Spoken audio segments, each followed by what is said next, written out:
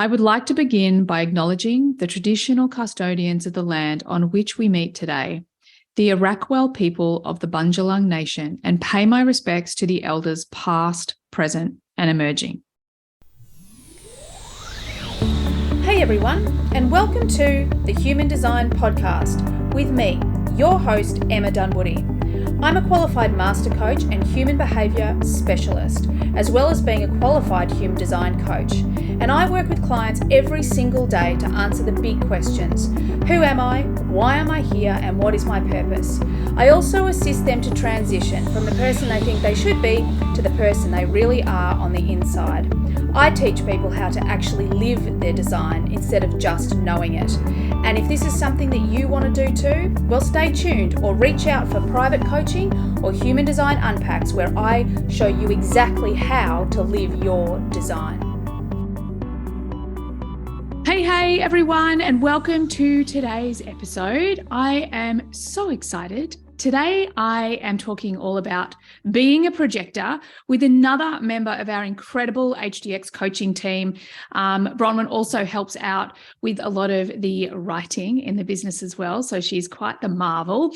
Welcome to the podcast, Bronwyn Snell. Thank you. It's good to be back. It's been a minute because I've been on a couple of these, but it's been a while. So it's kind of cool to come back and check in and share how things have changed in the best way. Yeah, and I love that. And I think that that's going to be really exciting to talk about, like being a projector, but also, you know, being someone who is committed to the human design experiment. And when we do that, then often we don't end up where we think we should end up. We end up somewhere even better. So before we get into where you started your experiment, tell everyone your type, authority, profile, incarnation cross, please. Yes, I am a 1-3 splenic projector with the right angle cross of the unexpected 4. I love that. There's a lot of unexpecteds. It's so funny. There's a lot of unexpecteds in my world, and there's a lot of rulerships in my world and vessels of love. Crazy.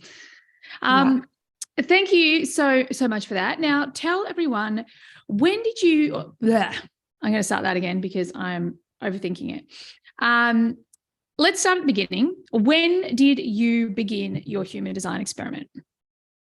It's been just over 2 years. So February, it was like the end of February 2021 that I discovered human design, and then shortly thereafter discovered you and dove in head first. So it's been, over 2 years now, which seems kind of crazy because life has changed immensely in 2 years, but that's what happens when you follow your design and start making some changes for the better. So yeah, I love that. And what was the catalyst? So obviously I know you well. I've worked with you. You've been in the mastermind. You're a part of our team. You're one of our coaches.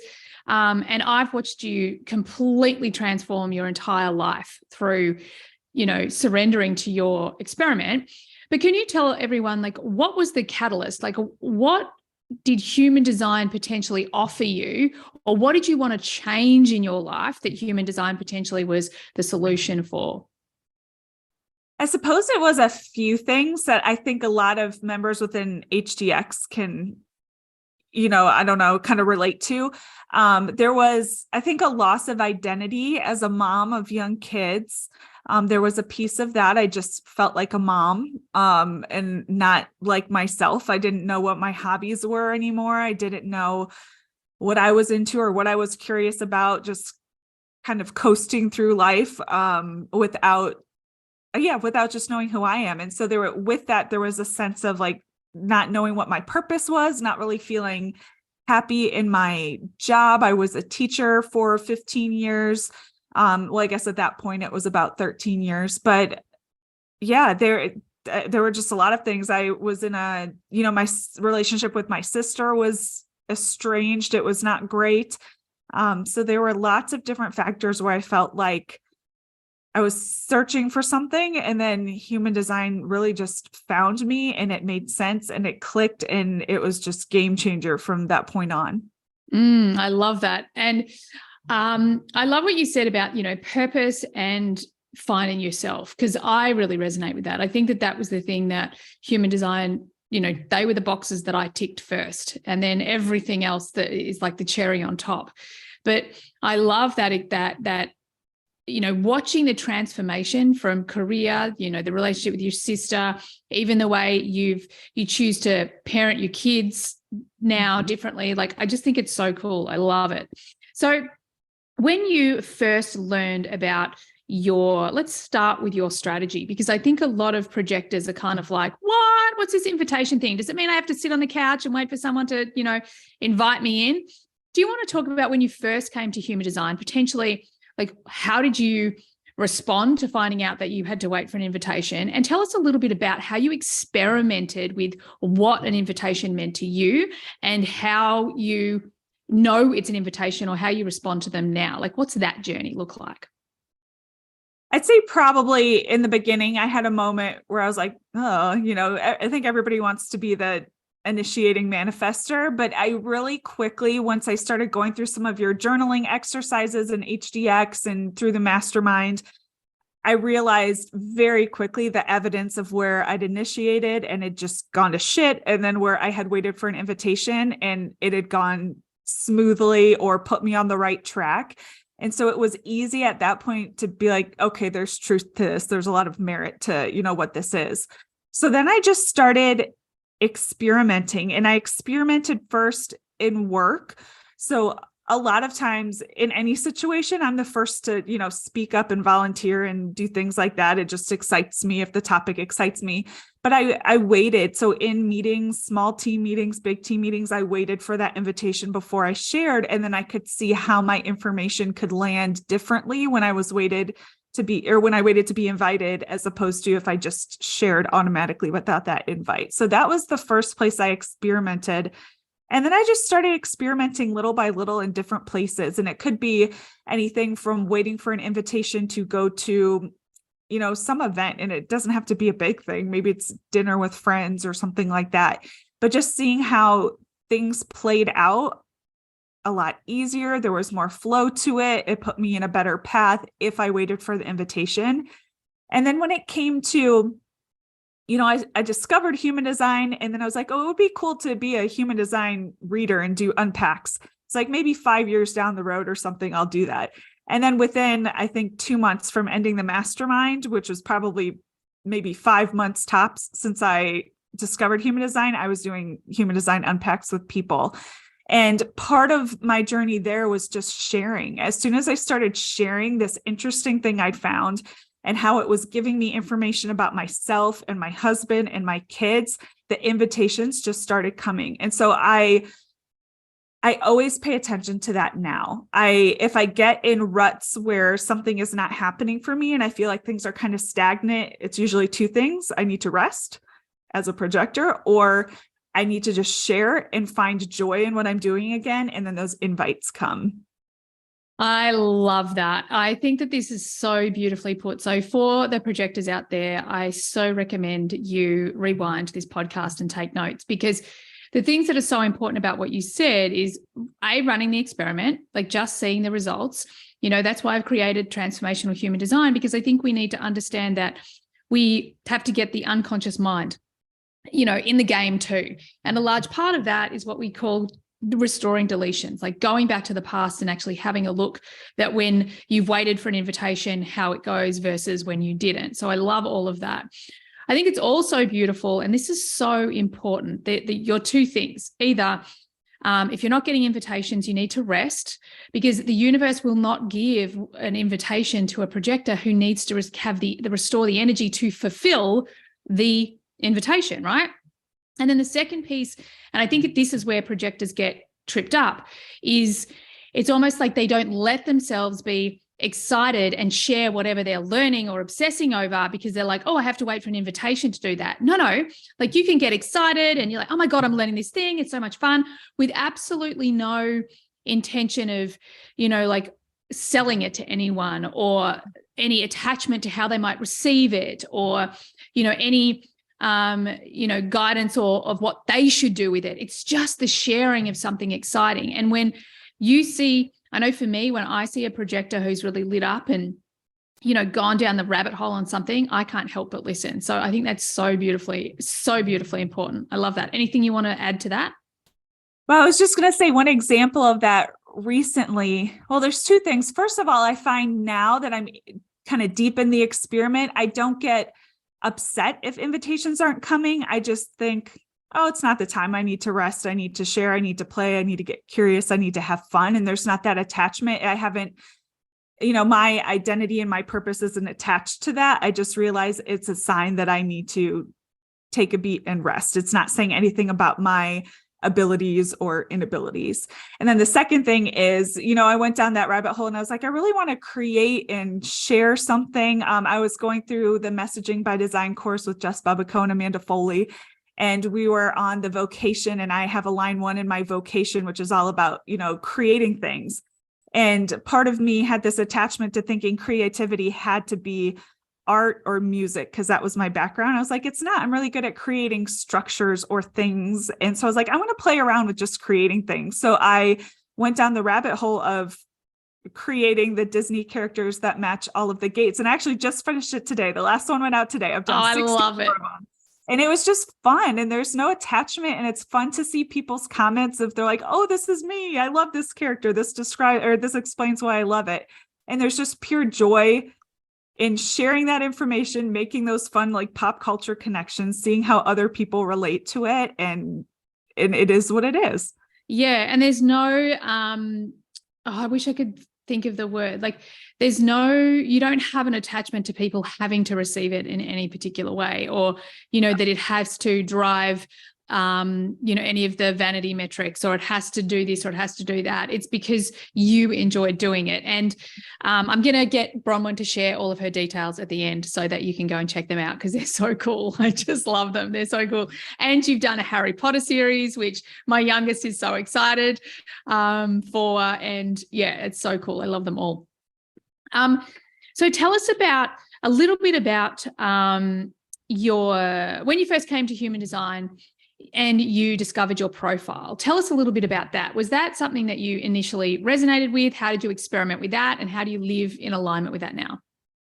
It actually did resonate. That was, aside from being a projector, my profile was probably the thing that I resonated with the most. The line 1, absolutely. I am somebody who loves learning, and I have multiple degrees from school just because I enjoy going to school and learning new things. And now it's shifted from, that standard education at a university to just going down these rabbit holes and learning about the things that I enjoy. So that very much resonated, that line 1. The line 3 did as well, maybe not as much, but I did realize there's a lot of times in my life where I've done things, quote unquote, the hard way, or had to fall down to get back up. And one thing that I really started experimenting with, and I think a lot of 1-3 profiles do this, at least the people that I've talked to, is you get stuck in the learning and not the doing, because that knowledge is safety and security. So you want to gather as much knowledge, and you feel like, oh, if I could just learn this and this and this, I'll be ready. So even when I started doing human design and intuitive readings, I was like, you know what? I'm done gathering the knowledge. The knowledge is going to continue to come. I'm just going to do it. And it's not going to be pretty. It's like you always say, just take the imperfect action. It doesn't have to be pretty. Just do it, and I'll learn as I go. So that's one area where I've really grown, is just doing the thing and not sitting in the learning forever. And I'm proud of myself. And there's definitely times when things haven't gone according to plan, but I don't get as upset by it. I just embrace it and like, okay, well, that way didn't work. Or if I just tweak this, maybe it'll be a little bit better, and maybe it won't. Maybe I got to tweak it again. But I've embraced that imperfect action piece big time. And I really enjoy just taking the leap sometimes and doing the thing, whatever it is. I love that as a fellow line 3. And it's interesting, like as you were talking, I was just reflecting on my profile, and I think we do often resonate. I mean, everyone that I've interviewed for this series, everyone says, yep, totally resonated with my profile. Like it's something that we do really resonate with. However, I feel like in my personal experience and what I've sort of seen over the years working with all these different people is I think sometimes we actually need to consciously step into that design side, or the second number, or our unconscious. I know for me that I I felt the line 5 on the inside, but I wasn't fully stepping into it. So there was a part of me that, and I think that kind of sounds similar to what you were saying about your experimentation of that line 3, the adventurer, even that playful energy, instead of getting serious in the line 1, like letting the playful, alchemist or, weird scientist sort of play with the knowledge that's already created or already learned. So I love that. Let's talk a little bit about your incarnation cross, or maybe there's another part of your chart that you want to refer to, but I just want to really give people a quick idea of how you started to experiment with the deeper parts of your chart, maybe your incarnation cross or one of the other sequences maybe.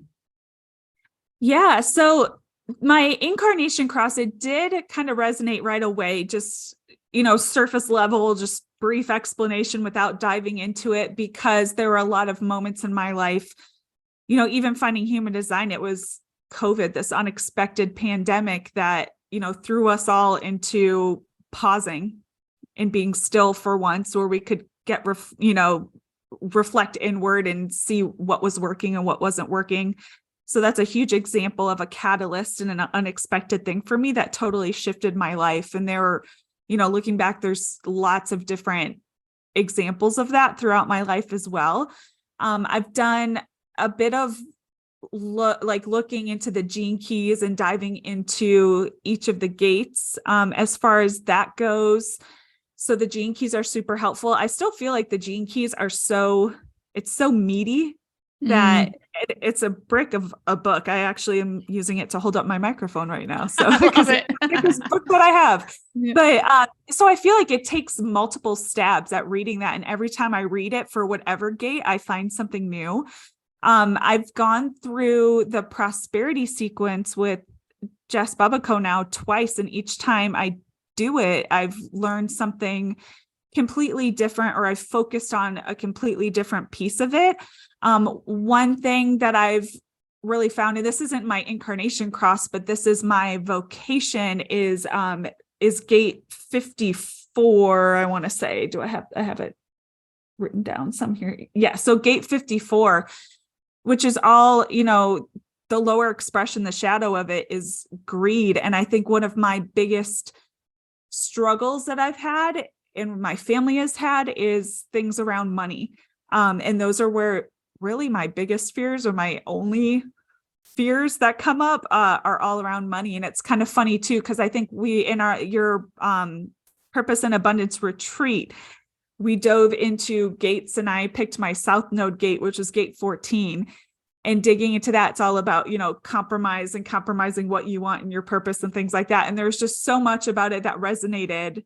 And then therefore, I never felt like I had that prosperity or that attraction, to money. And even I found recently, I did repair my relationship with my sister. We are speaking, and we just hung out the other day, and there's not issues, but conversations around money come up, and I find myself being triggered. And I know there's still deep work that needs to be done around money and greed and material things, just based on the way I was raised, and some intergenerational stuff that I know is in my family, especially through my dad's side of the family. So it's just kind of interesting how even like starting in the gene keys in my incarnation cross kind of popped me over to these gates that aren't as prevalent, but holy cow, those are some big themes that come up in my life that I know I'm going to be continuing to work on, time after time. I love that. And I think this is why I created the transformational human design, because what we can do is we now have these really specific places that we can look, and we can look at the fears, and we can find what is really our shadow, what is really the belief that's potentially standing in our way, like truth for us, as opposed to some blanket idea of, well, you have money blocks, therefore you think you're not enough, or something that so many, when we're just doing the transformational coaching, we're kind of like stabbing in the dark. Whereas with human design, as soon as we integrate that, we can see these really specific areas. I mean, I know for me, one of my massive catalysts is, be the shadow of the 37 is to feel unsupported. And I spent so much of my life being ruthlessly independent, like I don't need anyone, I can do it all on my own. But it's just me operating from that shadow. And one of the things that I know about myself now, whether my mind likes it or not, if I feel stuck or if I feel like things aren't moving, I ask for support. And that's been a game changer for me. And that's why I love diving into our human design, because we can see what are the things that we specifically need. You know, at the moment, I'm loving the SQ, because the SQ is what we needed as a child to keep our heart open, you know, and for me, it was patience. And for my youngest, it's patience as well. So I'm like, oh, I freaking love this stuff. So good. Any last thing that you want to share on that before we talk about how people can find you? Yeah, I mean, I just think that when you start to integrate whatever parts of your design, and it doesn't have to be into the nitty gritty. I mean, the biggest strides that I made in life were simply focusing on type, strategy, authority, and profile. And once I started implementing those, my life changed. You know, I went from a teacher who was burnt out and using all my energy to, you know, I've done the whole line 3 trial and error, trying to figure out what works for my energy, and found myself in a corporate job that is shockingly very aligned. But I also see how my approach to life has completely changed.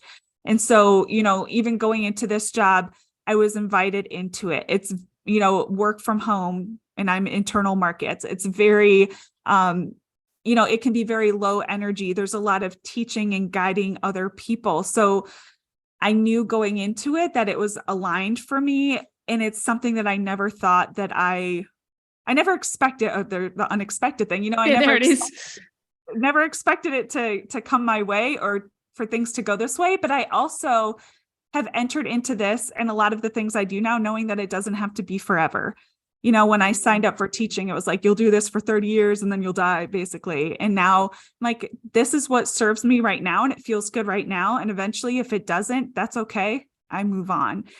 So I think it's really cool what you can learn about yourself, and then how just my shift in career has changed my life personally too, just how I spend my energy, how I parent my kids using human design, all of those things. Yeah, it can just have this big, awesome snowball effect on your life. Even just, like I said, just implementing things like strategy and authority. I love that. And I think, you know, that's why I'm always banging on about it. I think you're so spot on, because we can't let the, you know, huge wealth of information that lies in each one of our charts stop us. You know, at the end of the day, strategy and authority is enough to completely transform your life. I love that. So obviously, Bronwyn is one of our amazing coaches in HDX, so you can go to my website and find her and book an unpack. But where else can people find you, Bronwyn? On socials, and of course, please share your podcast as well.